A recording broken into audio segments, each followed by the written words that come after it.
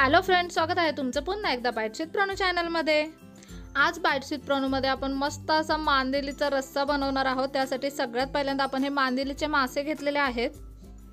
Fish मार्केटमध्ये जायचं, मांदेलीचे मासे घेऊन यायचे, घरी येऊन मस्त ते असे साफ करायचे किंवा फिश मार्केटमधून जिथून आपण घेतो ते सुद्धा साफ करून देतात। त्यानंतर त्याचं डोकं, शेपूट, पंख आपण व्यवस्थित काढून घेतलेले आहेत आणि अगदी स्वच्छ असे हे मासे आपण अशा पद्धतीने धुवून घेतलेले आहेत। इथे तुम्ही पाहू शकता अशा पद्धतीने हे मांदेलीचे मासे असतात। आता आपल्याला रस्सा बनवायचा आहे, त्यासाठी सगळ्यात पहिल्यांदा आपण वाटण्याची तयारी करून घेणार आहे। त्यासाठी इथे आपण एक उभा चिरलेला कांदा घेतलाय, खोबरं घेतलेलं आहे एक वाटीभर इतकं, एक टोमॅटो घेतलाय, कढीपत्त्याची पानं, पुदिन्याची पानं, 3 हिरव्या मिरच्या घेतल्यात, कोथिंबीर घेतलेली आहे, आल्याचे तुकडे घेतलेत, 8 ते 10 लसणीच्या पाकळ्या, अर्धा चमचा मेथीदाणे घेतलेले आहेत, 1 चमचाभर इतके धणे घेतलेले आहेत आणि त्यानंतर काळी मिरी घेतलेली आहे 5 ते 6। आता ह्याचं मस्त असं वाटण तयार करून घ्यायचं आहे। इथे तुम्ही पाहू शकता अगदी मस्त वाटण आपण तयार करून घेतलंय। वाटण वाटताना जर पाण्याची आवश्यकता लागली तर अगदी किंचितचं पाणी तुम्ही यामध्ये टाकू शकता। आता आपल्याला मांदेलीचा रस्सा तयार करून घ्यायचा आहे। त्यासाठी सगळ्यात पहिल्यांदा कढईमध्ये आपण 4 ते 5 चमचे इतकं तेल टाकणार आहोत। अगदी व्यवस्थित प्रमाणामध्ये तेल लागतं आपल्याला रस्सा बनवायला। तेल हलकंसं गरम झालं की हे जे वाटण आपण तयार करून घेतलेलं ते आपल्याला यामध्ये टाकायचं आहे। आता वाटण अगदी छान असं आपल्याला तेलावरती परतून घ्यायचं आहे। वाटणामधला कच्चेपणा पूर्णपणे निघून गेला पाहिजे, खरपूस असं वाटण परतलं गेलं पाहिजे। वाटण जेव्हा परतलं जातं तेव्हा मस्त खमंग असा एक वास येतो। तो वास आला की समजायचं की बाबा वाटण छान असं परतलं गेलेलं आहे। इथे तुम्ही पाहू शकता पूर्ण तेल शोषून घेतलेलं आहे हे जे वाटण आहे त्याने। कडेने तेल सुटायला लागलेलं आहे, अगदी खमंग असं सुवास सगळीकडे सुटलेला आहे।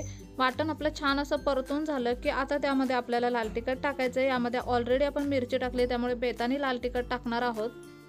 साधारणतः 2 मोठे चमचे लाल तिखट यामध्ये टाकलंय, पाव चमचा हळद टाकली आपण यामध्ये आणि हे सगळं आता व्यवस्थित मिक्स करून घेऊयात। आता यामध्ये आपल्याला अतिरिक्त कोणतेही मसाले टाकायचे नाहीत, कारण वाटणामध्ये आपण भरपूर पदार्थ वापरलेले आहेत। आता यामध्ये पाणी ॲड करूयात। आपल्याला ह्याचं कालवण बनवायचं आहे त्यामुळे भरपूर प्रमाणात पाणी आपण यामध्ये ॲड करणार आहोत, कारण हे पाणी नंतर आळलं जातं।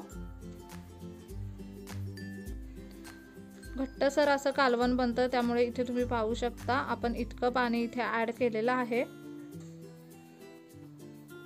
ह्याला आता ना एक उकळी येऊन देऊयात।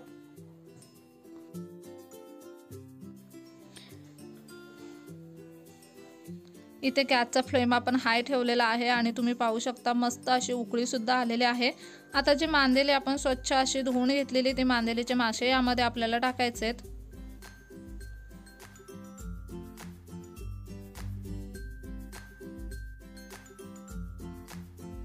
मासे टाकल्यानंतर आपण फक्त एकदा हे हलवून घेणार आहे, त्याच्यानंतर अजिबात चमच्याच्या साहाय्याने आपल्याला हे हलवून नाही घ्यायचं आहे, नाहीतर मग मासे पूर्णपणे तुटून जातात। सगळ्यात पहिल्यांदा तर आपण यामध्ये चवीप्रमाणे मीठ टाकून घेऊयात आणि एकदा हे थोडंसं हलवून घेऊयात, अगदी हलक्या हाताने हलवून घ्यायचं आहे।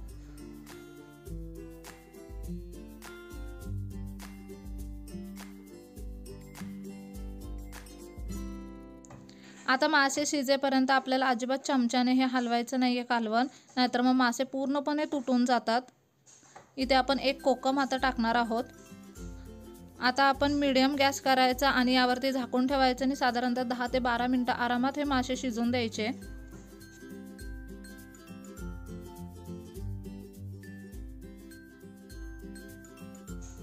इथे तुम्ही पाहू शकता साधारणतः 12 ते 13 मिनिटं आपण हे मासे ठेवले होते। आता जर तुम्हाला हलवायचं असेल ना तर अशा पद्धतीने ही कढईच डायरेक्ट हलवायची, याच्यामध्ये चमचा नाही घालायचा आणि घातलं तर अशा पद्धतीने वरती घालायचं फक्त। इथे रश्श्याची थिकनेस तुम्ही पाहू शकता। पुन्हा झाकण ठेवून आपण साधारणतः 2-3 मिनिटांसाठी एक वाफ काढून घेऊयात आणि इथे तुम्ही पाहू शकता अगदी गरमागरम असा मांदेलीचा रस्सा बनवून खाण्यासाठी तयार आहे। अगदी मस्त घट्ट झालाय रस्सा।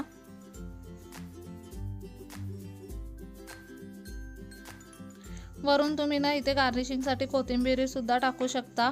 भातासोबत, भाकरीसोबत हा रस्सा अगदी अप्रतिम लागतो। मांदेलीच्या रश्श्याला ना खरंच खूप जास्त चव असते। तुम्ही कधी मांदेलीचा मासा खाल्ला नसेल तर डेफिनेटली एकदा घरी ट्राय करून पहा।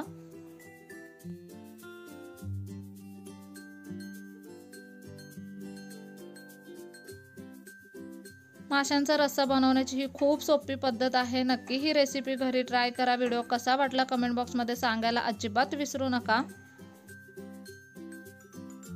चला तर मग पुन्हा भेटूया अशाच एका नवीन व्हिडिओ सोबत। तोपर्यंत मस्त खा, भरपूर फिरा आणि आनंदी राहा।